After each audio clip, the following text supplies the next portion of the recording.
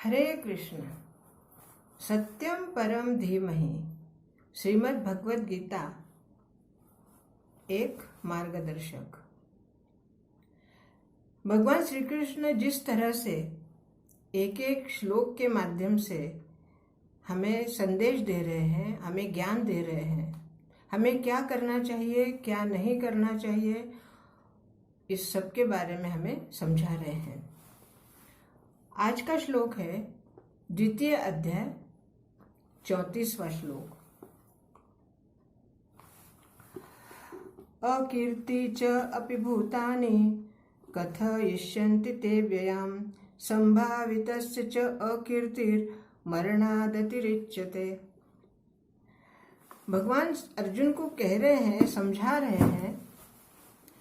गुरु बनकर समझाया, मित्र बनकर समझाया, सखा बनकर समझाया, परंतु अर्जुन समझ नहीं पा रहे हैं। अब इस श्लोक में भगवान अंतिम निर्णय बता रहे हैं कि हे अर्जुन, अगर तुम इस युद्ध को छोड़कर चले जाओगे तो लोग तुम्हें कायर कहेंगे और अपकीर्ति तुम्हारी फैलेगी। लोग तुम्हारे लिए कहेंगे कि तुम इतने बड़े योद्धा होने के बावजूद भी तुमने अपनी कायरता का प्रदर्शन किया। एक सम्माननीय व्यक्ति के लिए अपकीर्ति मरने के समान होती है, मृत्यु के समान होती है। इसलिए या तो तुम कायर कहलाओगे, और कायर अगर कहलाते हो तो तुम्हारे साथ साथ देखिए, यहाँ पे भगवान श्री कृष्ण ने एक बहुत ही गौण बात कही है जो स्पष्ट रूप से लिखी नहीं गई है, लेकिन उनका जो कहने का तात्पर्य है, क्योंकि वो गुरु, सखा, मित्र, मार्गदर्शक सब कुछ बनकर भी जब अर्जुन नहीं समझ पा रहे हैं, तो उनका कहना है कि अगर तुमने युद्ध नहीं किया, तुम युद्ध से पलायन कर गए, तो मेरी मित्रता उसका भी अपमान होगा, अर्थात मेरी मित्रता का सम्मान नहीं रखा जाएगा। लोग तो तुम्हें अपकीर्ति देंगे, तुम्हें कायर कहेंगे, और ऐसे कायर कहने से तो अच्छा है कि तुम युद्ध में ही मर जाओ। एकदम स्पष्ट बात कह रहे हैं कि कायरता ओढ़ने से तो अच्छा है कि युद्ध करो। तुम्हें लग रहा है कि तुम्हारे सामने जो है उन लोगों से युद्ध करके तुम एक बहुत बड़ा पाप करने वाले हो, तो मैं तुम्हें आश्वस्त कर रहा हूं कि उस पाप के बारे में तुम नहीं सोचो, सारे कर्म मुझे अर्पित कर दो, मैं उस बारे में तुम्हें मुक्त कर दूंगा। और अगर तुम्हें यह भी पसंद नहीं है, यह भी तुम्हें संभव नहीं लग रहा, यह भी करना नहीं चाहते, तो पलायन तो तुम्हारे लिए किसी भी तरह से शोभनीय नहीं है। युद्ध तो तुम्हें करना ही है। इसलिए मेरा तुम्हें कहना है, अंतिम निर्णय है कि तुम युद्ध करो और युद्ध में वीरगति प्राप्त करो। जब स्पष्ट शब्दों में भगवान कह रहे हैं, अब आगे देखते हैं अर्जुन क्या करते हैं। परंतु हमारे लिए क्या संदेश है? जब हमें अपनी बुद्धि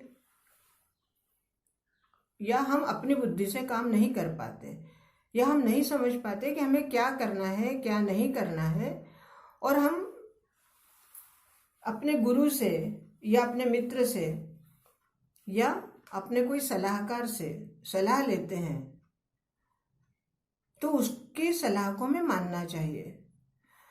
या तो तुम अपने मर्जी से काम करो,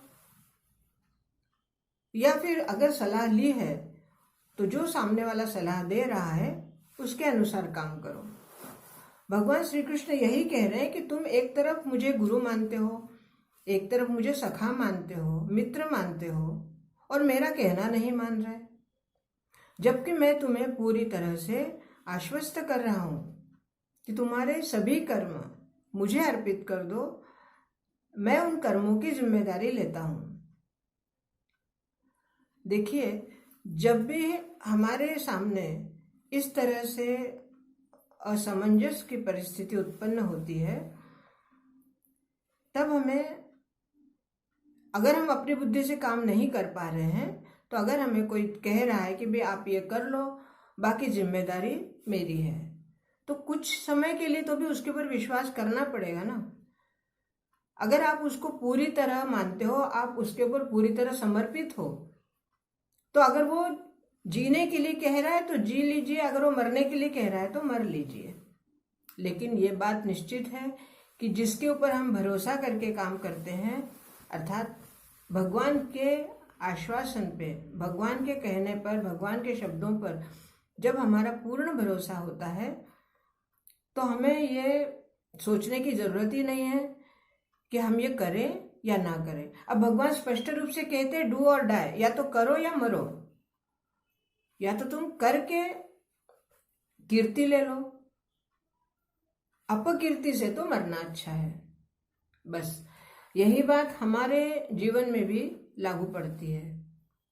कई बार ऐसी परिस्थिति आती है कि हमें वो कार्य करने की इच्छा नहीं होती, लेकिन नहीं करेंगे तो भी उचित नहीं है।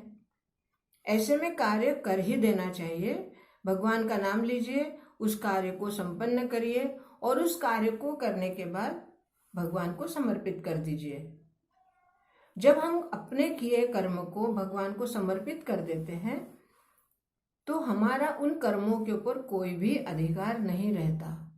जब हमारा उन कर्मों के ऊपर कोई अधिकार ही नहीं है, तो उसके फल के भी हम लायक नहीं रहते, अर्थात वो फल भी हमें नहीं मिलता, क्योंकि हमने तो सारा कर्म ही भगवान को अर्पित कर दिया है। तो न पाप है न पुण्य है। जब कर्म ही नहीं रहा तो उसका फल कैसे होगा?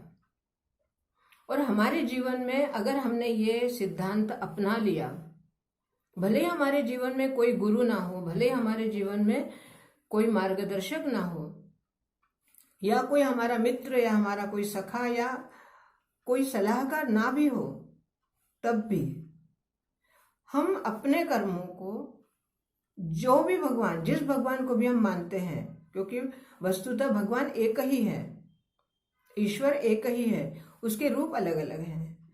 तो जिस रूप को हम अपना इष्ट मानते हैं, जिस रूप को हमने अपने हृदय में बसा रखा है, उस भगवान को, उस ईश्वर को हमारे कर्म अर्पित कर दीजिए।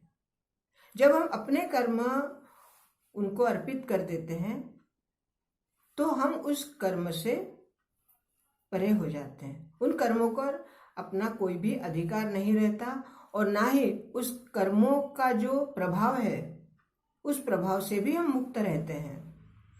और भगवान श्री कृष्ण ने गीता में बार बार, बारंबार, कई बार ये बात कही है। आगे भी आपको समझ में आएगा कि बार बार ये कहा है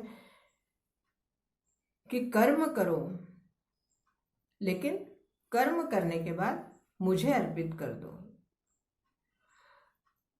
जो हमें इतना आश्वस्त करके, इतने भरोसे के साथ गीता में भगवान श्री कृष्ण ने अपनी वाणी से ये बात कही है, तो अब हमारे लिए सोचने का कोई अर्थ ही नहीं उरता।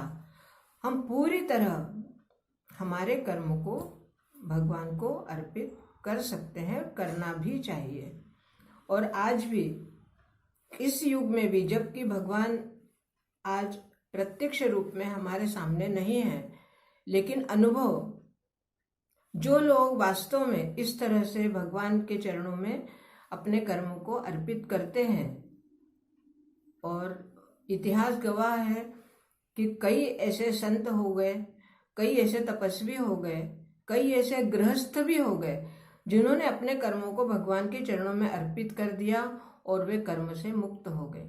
हालांकि आज इसका अगर कोई तर्क करना चाहे तो प्रश्न कर सकता है कि क्या गए हुए लोग हमें कहने आते हैं कि हमें मुक्ति मिली है या मोक्ष मिला है?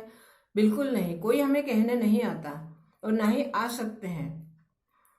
परंतु उनके जो उन्होंने अपने जीवन में कर्म किए हैं, जो उनके चेहरे पर शांति है, जो उनका व्यवहार हमें बता रहा था, उसी से हमें अंदाज लग सकता है कि उनका मोक्ष हो गया है और उन्होंने अपने कर्मों को भगवान को अर्पित किया है।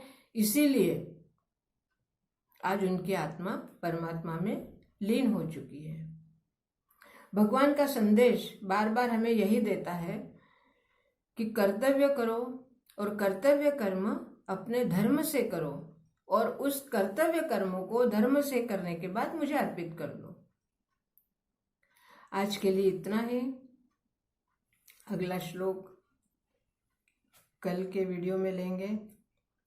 और बार बार मेरा भी यही कहना है कि जो भी भगवत गीता का अध्ययन करेगा, भगवत गीता को समझेगा, वास्तव में मैं अपने अनुभव से कह रही हूँ कि जो भी इस गीता का स्मरण करता है, गीता के श्लोकों का अध्ययन करता है, पढ़ता है, उसे निश्चित रीति से कुछ विशेष अनुभूति होती है।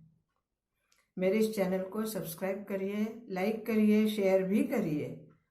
और अगर आपके मन में कोई इसके बारे में विचार हो तो मुझे अवश्य लिखिए। हरे कृष्ण।